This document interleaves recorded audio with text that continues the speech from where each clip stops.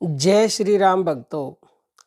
सोहंग मंत्र के ध्यान से जप से आप सिर्फ एक दिन में जो आप चाहोगे वही आपको मिल सकता है और भगवान के दर्शन भी एक ही दिन में हो सकते हैं। सोहंग मंत्र क्या है? अगर आप नहीं जानते तो हमने कल भी वीडियो अपलोड की थी, परसों भी की थी और आज भी की है, तो उनकी डिस्क्रिप्शन में लिंक मिलेगी। उन वीडियो को जरूर देखना, डिटेल से हमने उसमें बताया है। शॉर्ट में हम बता देते हैं। हम सब जीवधारियों में हंस नाम का प्राण है। श्वास अंदर जाता है तो श्वास के साथ स्वतः ही स की ध्वनि होती है और श्वास के बाहर आने से हंग की ध्वनि होती है। हंग और स मिलकर हंस शब्द बनता है। जब व्यक्ति की मृत्यु होती है तो ये कहा जाता है कि हंस उड़ गया। हंस यानी कि निकल गया, हंसा उड़ गया अपने देश, सुना भी होगा आपने कहते हुए। उल्टा इसको अगर हम हंस शब्द को उल्टा करते हैं तो सोहंग बनता है ये, यानी कि बनता तो स और हंग है, लेकिन जब इसको बोलते हैं तो ये हंसो हंसो होता है और उल्टा होकर ये सोहंग सोहंग हो जाता है। और कई व्यक्ति बोलते हैं कि ये सोहंग है या सोहम है, तो हंस का उल्टा सोहंग होता है, ये सोहंग है। बीच में एक ऐसा होता है वो साइलेंट होता है, सोहंग होता है। इसी को इसीलिए आपने सुना होगा कि वाल्मीकि ने उल्टा नाम जपा था। उल्टा नाम जपा जग जाना, वाल्मीकि भय ब्रह्म समाना। जानी आदि कवि नाम प्रतापू, भय सिद्ध करी उल्टा जापू। अब कहने को तो ये कहा जाता है कि वाल्मीकि ने उल्टा जपा था राम नाम को, यानी कि मरा मरा, लेकिन वो आम आदमियों को बताने के लिए है, क्योंकि जो सोहंग शब्द है इसको गुप्त रखा गया है। ये गुप्त विद्या है। शिव जी ने स्वयं कहा है कि इसे आम आदमी को तो देना भी ठीक नहीं है, इसे पत्र को दिया जाता है। जो इसके लिए लायक होता है गुरु उसको मंत्र के रूप में सोहंग देते हैं, सोहंग मंत्र। तो वाल्मीकि ने भी इसी को उल्टा जपा था, यानी कि हंस को जपते जपते वो सोहंग सोहंग हो गया।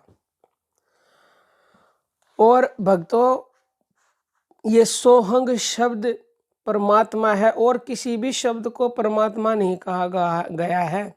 परमात्मा यानी कि पर ब्रह्म है ये सोहंग शब्द। सोहंग शब्द परमात्मा भेद ब्रह्म नहीं लेस, और जाकी महिमा नित भजे वेद शारदा शेष। इसी की महिमा को वेद शारदा महेश भजते हैं, तो ये परमात्मा, इसमें 1% भी संशय नहीं है। और यहाँ तक कहा गया है कि कोटि नाम संसार में ताते मुक्ति ना होए, आदि नाम जो गुप्त जप और बूझे बिरला कोई। मतलब कोटि जितने भी नाम हैं उनसे आपको मुक्ति नहीं मिल सकती। उनको आपसे दसों दिशाओं में आपको अमंगल हो सकता है, आपकी मनोकामनाएं पूरी हो सकती है।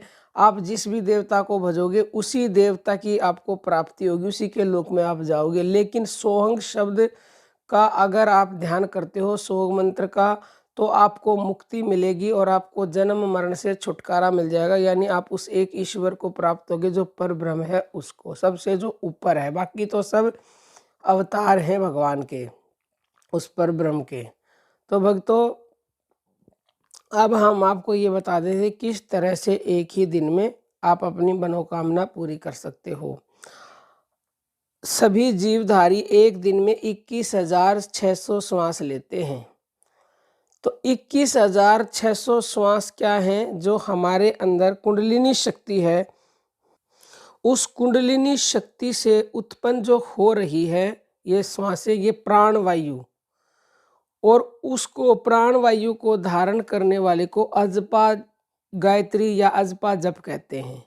जीवात्मा की शक्ति प्राण विद्या स्वरूप भी यही है, इसी कारण महाविद्या या आत्म विद्या भी इसी को कहते हैं। इसे जो पहचानता है वही इसके तत्व के रहस्य को जानता है, और जो इसको जान लेता है भक्तों, समझ लो वो कोई करोड़ों में एक व्यक्ति ही होगा। तो भक्तों, अब आपको करना क्या है?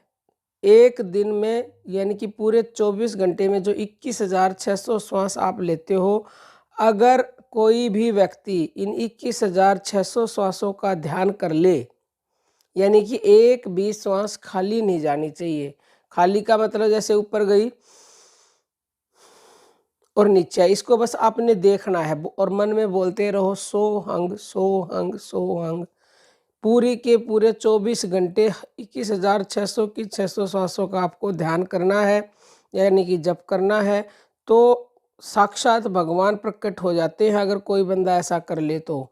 और फिर भगवान प्रकट हो जाएंगे तो जो भी आपकी मनोकामना होगी वो निसंदेह पूरी होगी।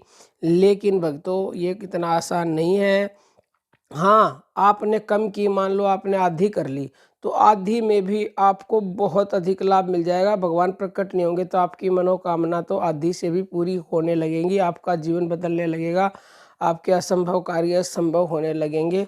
लेकिन अगर कोई पूरी कर लेगा तो उसका तो फिर कहने ही क्या है, क्योंकि जो ये 21,600 श्वासें होती है ना, ये हमारे अंदर जो भी देवी देवता है उन सब के नाम की होती हैं। तो आप पूरी एक दिन में ये कर लोगे तो आपको इसका ज़बरदस्त लाभ मिलेगा। भगवान के दर्शन आपको एक ही दिन में हो जाएंगे। शास्त्रों में ये कहा गया है कि निरंजन माला घट में फिरे दिन रात, अष्टपहर में सोवत जागत कभू न पलक रुकात, ब्रह्मानंद परम पद पावे फिर जन्म नहीं होत। यानी कि जो भी निरंजन माला जो सांसों की है उससे अष्टपहर यानी कि 8 पहर 64 घड़ी जो इसका एक दिन ध्यान कर ले तो उसको ब्रह्मानंद की प्राप्ति होती है, परमात्मा की प्राप्ति होती है और उसको जन्म मरण से हमेशा के लिए फिर छुटकारा हो जाता है। तो भक्तों, अब हम अपनी वाणी को विराम देते हैं। जय श्री राम।